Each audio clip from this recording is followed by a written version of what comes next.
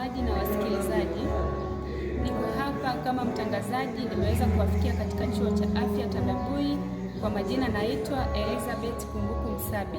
Nimeweza kuwafikia katika chuo cha afya Tandabui, walikuwa na juma la maombi. Ningependa kujua, dada, unaitwa nani? Kwa majina unaweza kujitambulisha? Kwa majina naitwa Happiness Ezekiel Joshua, ni mwanatukasa katika chuo cha afya Tandabui. Asante, nimefurahi kusikia majina yako.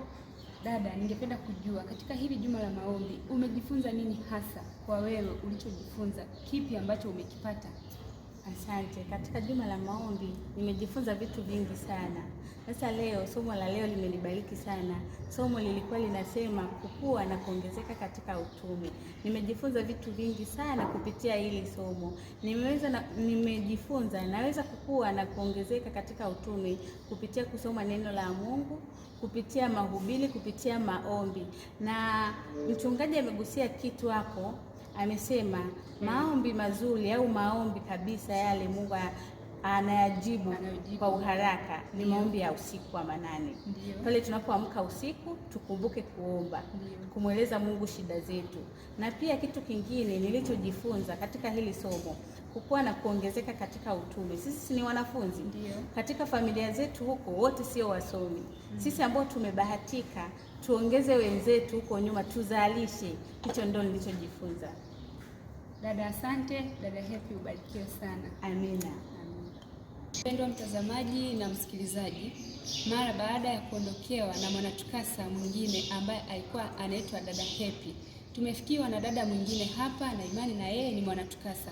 Dada, karibu ujitambulishe. Asante sana. Kwa jina ninaitwa Rachel Allen Shubwa. Mimi ni mwanatukasa wa Tandabui. Kwa cheo changu ni mkurugenzi wa shule ya Sabato. Asante, nimefurahi kusikia na kufahamu majina yako. Unaweza kutuambia, dada Happy hapa ametuambia kwamba katika hili juma amejifunza kuhusu ukuaji wa kiroho na kuongezeka katika utume. Ungeweza kuniambia ni faida zipi ambazo tunazipata katika kukua na kuongezeka katika utume? Dada, ungependa kutuelezea? Faida mojawapo ambayo nimejifunza katika kuongezeka katika kiroho, cha kwanza unatakiwa ukue katika kiroho. Ukikua katika kiroho utakuwa cha kwanza una imani.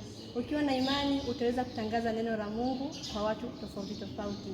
Kingine, ukiwa na imani lazima utakuwa unapanga kwenye siku ambayo Jumatano unaomba, Ijumaa unaomba, unatenga muda wako. Hapo tutasema umekuwa kiroho. Nimejifunza hivyo katika faida. Asante, nimefurahi kusikia hivyo. Ningependa kujua ni kipi sasa ungeweza kuwashauri watazamaji na wasikilizaji ambao wanatusikiliza leo? Ni kipi ambacho ungeweza kuwashauri na wenyewe waweze kupata angalau kitu ili waweze kufahamu na kutambua umuhimu wa Mungu? Amina. Cha kwanza kabisa unatakiwa na imani. Bila imani hauwezi kufanya chochote. Ukiwa na imani kuna mambo yataenda. Kuna miujiza ambayo itatokea hata wewe mwenyewe haujui. Kwa hiyo ninachowashauri wamwamini Mungu na waamini wanachokiomba, wawe na imani. Sina zaidi ya hilo. Asante, Mungu akubariki. Amina. Ndio watazamaji na wasikilizaji, mara baada ya kuondokewa na dada Rachel, katika juma hili la maombi tulikuwepo na shemasi wa kundi la Tukasa Tandabui. Ningependa kukukaribisha kwa majina, ujitambulishe. Asante. Kwa majina mimi naitwa Mzee Wilson Dayansi, ni shemasi katika Tukasa Tandabui. Asante, nimefurahi kusikia majina yako. Asante. Ningependa kutuambia katika hili juma la maombi unaweza kutuambia hata mambo mawili matatu ambayo umejifunza katika hili juma? Katika hili juma la maombi, cha kwanza nimejifunza kuhusu faida za maombi. Ndio.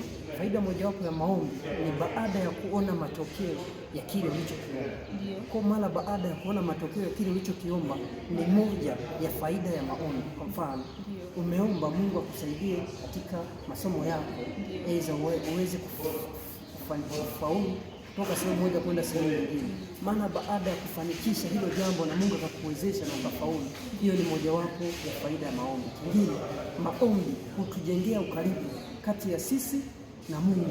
Kupitia maombi tunaweza tukawasiliana moja kwa moja na Mungu, kwa sababu Mungu alisema kuwasiliana kwenu ni katika Biblia, lesoni, kitabu cha nyimbo, lakini pia na roho ya unabii. Asante. Asante, nimefurahi sana kusikia. Asante. Ningependa kujua ni kipi hasa ambacho unaweza kuwapa watazamaji na wasikilizaji wanaotusikiliza muda huu. Kwa watazamaji na wasikilizaji wanaotufuatilia muda huu, ningependa kushauri kitu kimoja. Unapojishirikisha katika maombi, hebu chagua kitu unachotaka kuomba. Kiweke wazi kwamba mimi namuomba Mungu anisaidie niweze kupata mchumba. Ndio. Tambua hicho kitu unachokiombea. Kuwa specific kwamba mimi naombea kitu fulani. Usichanganye. Asante. Asante, nimefurahi sana kusikia kaka Gershon.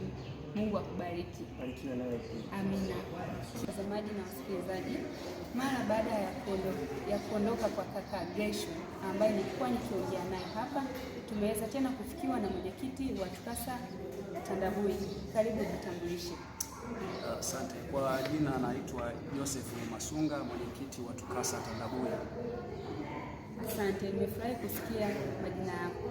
Asante. Ningependa kukaribisha uweze kutuambia ni maendeleo gani na namna ya juma hili la maombi lilivyo mpaka sasa, mpaka tumeweza kufikia tamati. Kwa kweli tunamshukuru Mungu katika juma hili la maombi, na kiukweli Mungu tumemuona. Ndio. Na mahudhurio ya watu yalikuwa yakizidi siku kwa siku. Ndio. Na hata leo tumehitimisha karibu ya watu 30 hivi na 5. Ndio. Na kiukweli tunajivunia katika hilo, na kiukweli Mungu atukuzwe. Ndio. Na tumebarikiwa sana na tumepata mabadiliko mengi sana katika hili juma. Watu wamejitoa kwa ajili ya kufanya jambo kwa ajili ya Mungu wao. Watu wameweka nadhiri kwa ajili ya Mungu wao kupitia hili juma la maombi. Kwa hiyo ilikuwa juma la kipekee. Tunamshukuru Mungu katika hilo. Lakini pia namna ambavyo wanatukasa wameonyesha mioyo ya kubadilika.